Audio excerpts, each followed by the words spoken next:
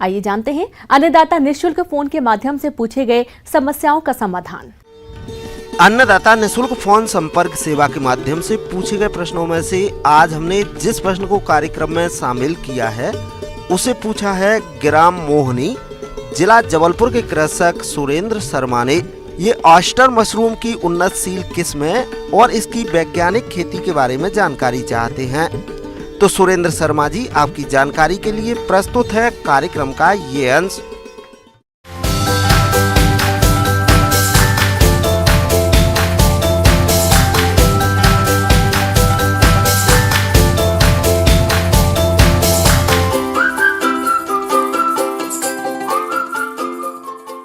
किसान भाइयों, जैसे कि हम मशरूम की बात कर रहे हैं, तो मशरूम बहुत सारी प्रजातियां हैं जो हमारे इंडिया में उगाई जाती है, लेकिन उसमें जो सबसे महत्वपूर्ण प्रजाति है वो है ऑयस्टर मशरूम का, जिसको आसानी से हम लोग उगा सकते हैं और बहुत ज़्यादा तौर पर इसको उगाया जाता है किसानों के द्वारा। पिछले कुछ सालों में भारतीय बाजार में मशरूम की मांग तेजी से बढ़ी है। जिस हिसाब से बाजार में इसकी मांग है, उस हिसाब से अभी इसका उत्पादन नहीं हो रहा है। ऐसे में किसान मशरूम की खेती कर अच्छा मुनाफा कमा सकते हैं। आमतौर पर ऑयस्टर मशरूम को भारत में ठिंगरी मशरूम के नाम से जाना जाता है। इसकी बहुत सारी डिफरेंट प्रजातियां हैं जो कि हम लोग उगाते हैं, जिसमें फ्लोरिडा है, सरजोर काजू है, ऑस्ट्रियोइड्स है, सेप्रिएडस है, फ्लेविडेटस है एंड सिट्रिनीलिया बिलिएटस है। तो सबसे ज़्यादा जो प्रजाति उगाई जाती है वो फ्लोरिएटस फ्लोरिडा की उगाई जाती है। उसी के साथ में कुछ और भी जो उगाई जाती है, जैसे सरजोर काजू है, उसको भी लोग उगाते हैं, लेकिन सबका अपना अपना टेम्परेचर होता है कि किस टेम्परेचर पे किस तरह का हम लोग मशरूम को उगा सकते हैं। ऑयस्टर मशरूम में दूसरी मशरूम की तुलना में औषधीय गुण भी अधिक होते हैं। इसकी खेती के लिए भूसा, पॉलीबैग, कार्बेडाजिम, फार्मलिन, स्पॉन आदि की जरूरत होती है। ऑयस्टर मशरूम की खेती सितंबर से लेकर मार्च महीने तक आसानी से की जा सकती है। सबसे पहले कंपोस्ट बनाते हैं। कंपोस्ट बनाने के लिए हम लोग चावल का भूसा है, हम चावल का भूसा ले सकते हैं, साथ ही हम गेहूं का भूसा भी ले सकते हैं। भूसे को हम लोग रात में शाम को भिगो देंगे। भिगोने के लिए हमें क्या प्रोसेस लगता है कि उसमें एक बेविस्टिन पाउडर आता है जो कि एंटी फंगल होता है, उसको हमें 2 ml पर लीटर के हिसाब से पानी में डालना पड़ता है। साथ ही फॉर्मेलिन होता है, उसको हम लोग 2 ml पर लीटर, 2 ml 1 लीटर में डालते हैं।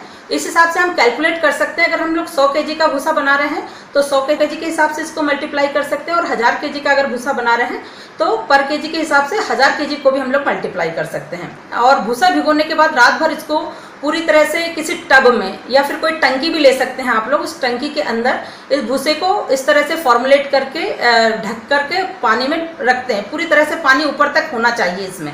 रात भर भिगोने के बाद 12 घंटे के बाद हम लोग सुबह इसको उस टंकी से बाहर निकालते हैं। थोड़ा हवा देंगे हम हमारे भूसे को, ताकि ये 60 से 70% इसमें मॉइस्चर बचे।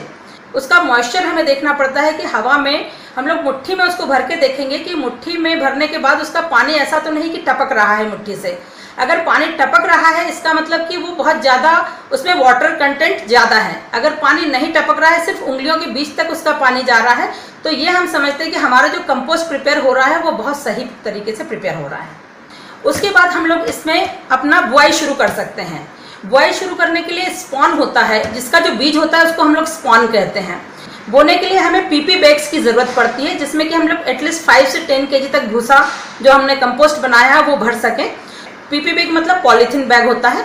उस पॉलीथीन बैग में हमें पहले कंपोस्ट डालते हैं। कंपोस्ट के बाद हम लोग उसमें बीज को, जिस तरह से हम लोग खेतों में भी बीज डालते हैं उसी तरह से हम लोग बीज को इसमें भी डालते हैं। फिर उसके बाद फिर कंपोस्ट डालते हैं, जिसको हम लोग लेयरिंग कहते हैं। कंपोस्ट डालने के बाद फिर उसमें बीज डाला जाता है चारों तरफ। उसके बाद फिर से एक लेयरिंग की जाती है। इस तरह से हम लोग 5 लेयरिंग करते हैं और पीपी बैग हमारा तैयार हो जाता है। अब हमें इस जो हमारे पॉली बैग्स जिसको हमने बनाया है, बीज बोया है, उस बीज को रखने के लिए हमें रूम प्रिपेयर करना पड़ता है। किसी भी तरह की आप झोपड़ी बना सकते हैं। आपके पास अगर कोई रूम है तो आप उस रूम को भी यूज़ कर सकते हैं, जिसमें कि आप लोग खिड़कियाँ दरवाजे बंद रहें, क्योंकि इसको अंधेरे की ज़रूरत पड़ती है। मशरूम को जब भी हम उगाते हैं तो उन्हें 22 से 28 डिग्री सेंटीग्रेड के बीच में ही उगाया जाता है। सहूलियत के हिसाब से आप लोग झोपड़ी बना सकते हैं, लेकिन उस झोपड़ी को स्टेराइल करना पड़ता है। स्टेराइल मतलब कि उसमें से जो भी कंटेमिनेंट्स रहते हैं, जैसे फंगस भी हो सकती है, कीट भी हो सकते हैं, इंसेक्ट्स भी हो सकते हैं, उन्हें हमें खत्म करना रहता है। तो हमें फॉर्मेलिन का जो घोल होता है 2 ml पर लीटर के हिसाब से, उस फॉर्मेलिन के घोल को पूरे रूम में छिड़काव करना पड़ता है, जिससे कि जो भी कीट होंगे, फंगस होगी, जो भी डिसीज लगने वाली होगी, वो सब कुछ खत्म हो जाएगा। तो इस तरह से हम अपना पहले रूम तैयार करेंगे। रूम में रखते हैं, उसके पहले हमें जो पीपी बैग हमने बनाए हैं उसमें थोड़े होल करने पड़ते हैं, छेद करने पड़ते हैं। जैसे अगर आपका 10 kg का पीपी बैग आपने बनाया है तो कम से कम आप उसमें 8 से 10 होल्स कर दीजिए। इसके बाद पॉलीथीन बैगों को 10 से 12 दिन के लिए मशरूम गृह में रस्सी के माध्यम से लटका दिया जाता है और जब भूसा पूरी तरह से सफेद हो जाता है तो पॉलीथीन को ब्लेड की सहायता से काटकर निकाल दिया जाता है। जब भी हम मशरूम लगाते हैं, ऑयस्टर मशरूम की अगर हम बात करते हैं, तो उसमें कार्बन डाइऑक्साइड का अमाउंट बढ़ जाता है अंदर। तो उस कार्बन डाइऑक्साइड के अमाउंट को भी हमें मेंटेन करना पड़ता है। तो उसके लिए हमें सुबह एटलीस्ट 5 मिनट्स के लिए और शाम को 5 मिनट्स के लिए दरवाजों को और खिड़कियों को खोलना चाहिए। 7 दिन के बाद अगर हमें ऐसा लगता है कि ऊपर का जो भूसा है वो सूखने लगा है, हमारे जो कंपोस्ट है सूखने लगा है, तो आपको जिस तरह से आप लोग खेतों में जो यंत्र होता है जिसमें कि आप लोग पेस्टिसाइड्स वगैरह का छिड़काव करते हैं, उस तरह के यंत्र से आप पानी का छिड़काव उसमें कर सकते हैं। बहुत ज़्यादा पानी नहीं देना चाहिए, केवल एक छिड़काव कि उसमें एक नमी बनी रहे, बस वही हमें देखना है। अंदर नमी बनी रहती है, सिर्फ ऊपर का नमी आपको मेंटेन करना है। और 14 से 15 दिन के बीच में आपके पिनहेड्स आने शुरू हो जाते हैं और महीने भर में हमारी फसल आना तैयार हो जाती है। जो हमारा फ्रूट आ गया है, जो हमारा मशरूम आ गया है, उसकी तुड़ाई किस तरह से की जाए, क्योंकि क्या होता है बहुत बार लोग ना सीधे खींच लेते हैं। अगर वो सीधे खींच लेते हैं तो उसी में सेकंड टाइम आना बहुत मुश्किल हो जाता है मशरूम का। तो उसको तोड़ने का सबसे आसान तरीका है कि आप उसको, जो आपका फ्लावर आया है उसका, मशरूम का पूरा पिन हेड के बाद में जो फ्लावर आया है उसको पूरी तरह से धीरे से घुमाएं और घुमाने के बाद आप उसको तोड़ें। तो उससे क्या होगा कि उसको अंदर नुकसान नहीं होगा और दूसरी बार फिर से उसी मशरूम की फसल आ जाएगी, जिससे कि आपको बहुत अच्छा लाभ मिले। किसान भाइयों, कृषि संबंधित समस्या और सुझावों के लिए आप हमें इस पते पर संपर्क कर सकते हैं। प्रोड्यूसर अन्नदाता news 18 Madhya Pradesh Chhattisgarh, Ramoji film city Hyderabad 501512। साथ ही आप हमें ईमेल भी कर सकते हैं। हमारा ईमेल है p18annadatamp@nw18.com।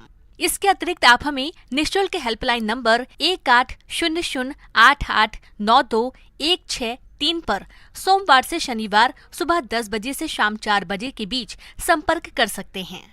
अब समय हो रहा है आपसे विदा लेने का। कल फिर मुलाकात होगी कृषि से जुड़ी महत्वपूर्ण जानकारियों के साथ। नमस्कार।